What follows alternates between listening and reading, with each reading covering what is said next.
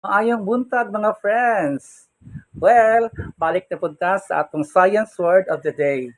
And our science word of the day is inflorescence. What is inflorescence? It is a cluster of flowers on a branch or a system of branches. Sa ato pa kining inflorescence, ang pag-arrange sa mga buwak nga nagtapok sa usa ka sanga or sa mga nagsanga-sanga nga mga sanga.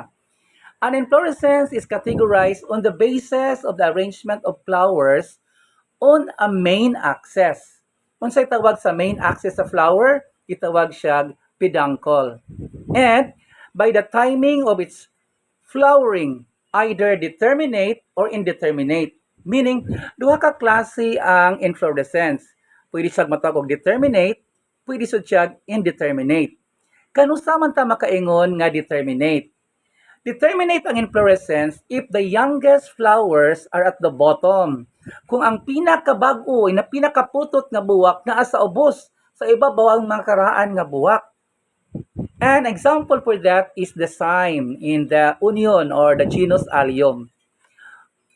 On the other hand, nasa gitawag og indeterminate. Kanusa man ta makaingon nga indeterminate ang usa ka inflorescence? Indeterminate siya if the youngest flowers are at the top of an elongated axis. Sa tinawag atong axis gali ato gitawag og peduncle. Ang indeterminate inflorescence daghang klase.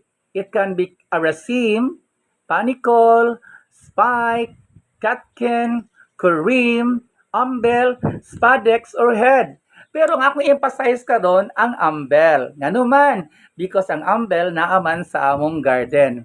Unsa man ning umbel nga indeterminate inflorescence? Each of the pedicels, kanang pedicels gamay nga peduncle. Sa ato pa sanga peduncle. O stem diretso sa buwak gali mo na peduncle. Pero kanang naa pa di sanga ana sa peduncle gitawag nagpedicel, barabag plato, platito, kutsara, kutsarita, something like that. Each of the pedicels initiate from about the same point at the tip of the peduncle, giving the appearance of an umbrella-like shape. So, mura siya payong ang umbel. An example for that is santan. Okay? Thank you so much.